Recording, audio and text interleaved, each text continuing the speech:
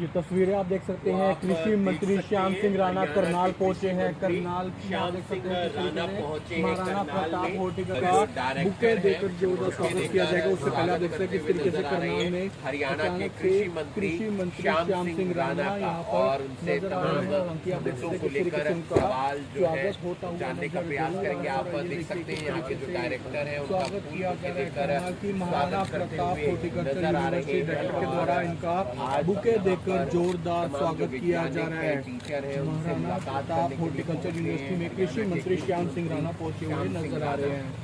Maharana Pratap horticulture विश्वविद्यालय के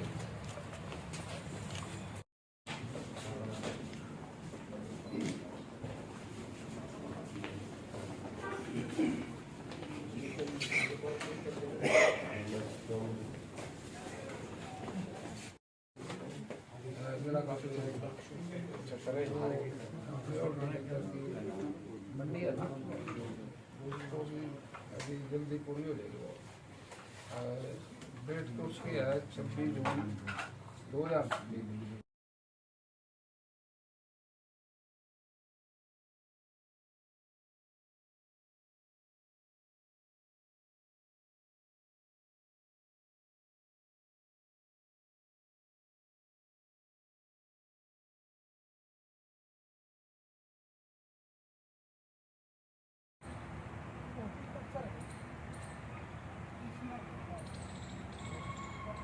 किसान की आमदन ज़्यादा से ज़्यादा बढ़े, ये प्रयास करती है सरकार दूसरे पार्ट साथ लगा के। जैसे एनिमल है, पशुपालन है, मच्छी पालन है और हॉर्टिकल्चर, ये जो बागवानी, इनमें हमारी सरकार काफ़ी जोर लगा रही है। और एग्रीकल्चर में मोटा अनाज ज़्यादा हो, जिससे सेहत ठीक रहे, वो प्रयास कर रही है। और उसमें एग्रीकल्चर के अंदर जो प्रकृति खेती को बढ़ावा दे रही है। ऑर्गेनिक अनाज पैदा होंगे तो आपकी राम की सबकी सेहत ठीक रहेगी। क्योंकि जो भी हमारी ये जो रासायनिक खेती है, हम जोर लगाते हैं ज़्यादा धान पे और गेहूँ पे, और उसमें खाद ज़्यादा डलता है। और खाद से बीमारियाँ का जन्म होता है। जैसे कैंसर जैसी बीमारी है, ये पेस्टिसाइड दवाइयों की उपज है जो जो हम अनाज खाते हैं, उससे ये हो जाती है। और जो मोटा अनाज है, उसमें पेस्टिसाइड की गुंजाइश नहीं रहती। जैसे चना है, बाजरा है, ज्वार है, मक्का है और बेरड़ है, सरसों का भी उसमें हम कह सकते हैं, और दालें हैं। इनमें नाइट्रोजन की ज़रूरत नहीं पड़ती। कुछ में तो पड़ती है, लेकिन बहुत सारी चीज़ें ऐसी हैं जो हमारे बिना खाद के हो सकती है। प्राकृतिक खेती वही है जो बिना खाद दवाई के हो जाए, वो आपके हमारे लिए फायदेमंद होगी। माननीय हमारे मुख्यमंत्री जी हैं नायब सैनी जी, वो खेती करते हैं बचपन से, उनको समझ है इस बात की भाई प्राकृतिक खेती से जो बढ़ावा मिलेगा। 1 एकड़ के किसान को सुविधा दी है। देसी गाय के गोबर से जीवामृत तैयार होता है, तो देसी गाय के लिए 30,000 रुपये का अनुदान सहायता, तो उसको सब्सिडी के रूप में देंगे। और 1 एकड़ की खेती जो करेगा, और कितने किसान हैं ऐसे छोटे किसान हैं जो इस चीज़ में बढ़ावा देगा, तो उनकी सेहत भी ठीक रहेगी और देश की सेहत भी ठीक रहेगी। इसके लिए मंडियाँ भी बनाना जरूरी है। अब गुड़गांव में मंडी बनने जा रही है इसकी, ऑर्गेनिक अनाज की, एक ही शहर में। अब मंडी बन जाएंगे तो लोगों में उत्साह हो जाएगा, ज़्यादा हम बोने लगेंगे, ज़्यादा खेती करने लगेंगे, क्योंकि उनका रेट भी उनको ठीक मिलेगा। और आज ऑर्गेनिक जो अनाज है वो बहुत जल्दी बिक जाता है। देखिए, मैं बड़ी नम्रता से आपसे बात करना चाहूँगा, आप सारे इस बात को समझते हो। तो पार्टी की सरकार बनती है तो कैसे बनती है भाई? मेरा बूथ है सबसे मजबूत। काउंटिंग किसकी होती है? बूथ की होती है।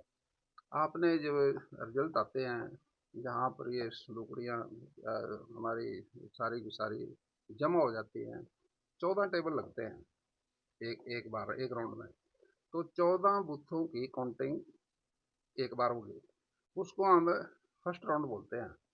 और बूथ पे कौन बैठता है? इलेक्शन कमीशन की तरफ से मैं बहुत लंबे समय तक जिला अध्यक्ष रहा पार्टियों का, और उसमें इलेक्शन कमीशन की तरफ से हिदायत आती है अभी अपने बूथ पे एक कार्यकर्ता का नाम दे दो।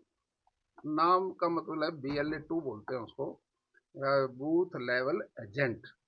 अब हमारे हरियाणा में 20,632 बूथ हैं।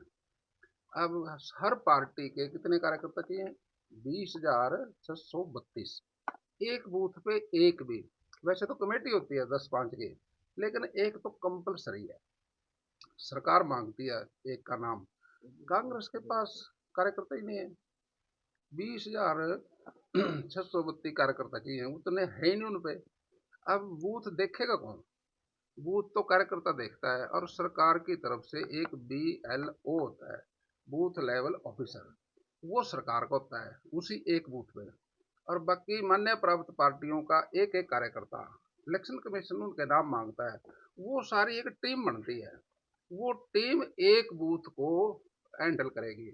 उसमें किसी का नाम गलत हो जाए, कोई 18 साल का बच्चा जो पूरा हो गया उसकी वोट बनेगी, कोई एक्सपायर हो गया उसकी कटेगी, तो उस पे इतने आदमी बैठते हैं और वो सिक्योरिटी करते हैं, उसमें कोई गुंजाइश नहीं रहती किसी किस्म की, वो शुद्धता से। और इलेक्शन कमीशन उसको नोटिफिकेशन भी करता है, फिर वो उसकी डेट भी फिक्स तो करता है यहाँ भाई। पर क्या लगता है जो आरोप लगा रही है कांग्रेस? देखिए आरोप तो अब ये एक बात देखिए, अब राहुल गांधी जी आरोप लगा रहे। राहुल गांधी जी के पिताजी कौन राजीव है? राजीव तो प्रधानमंत्री रहे ना वो। और उसकी माता जी सोनिया है, सोनिया गांधी वो कह रही वो अध्यक्ष रही पार्टी के। वो भी प्रधानमंत्री रही। और उसके पिताजी वो प्रधानमंत्री वो नहीं जवाहरलाल अध्यक्ष नेहरू, रहे हैं। वो भी प्रधानमंत्री। अब 4-4 पीढ़ी से प्रधानमंत्री रहे, वो बच्चे को बूथ का ज्ञान कैसे हो सकता है? वो बूथ की बात ही नहीं समझता, ना वो बूथ पे जाता, ना उसको जानकारी है। उसकी जानकारी ना होने की वजह से अब पार्टी कमजोर होगी।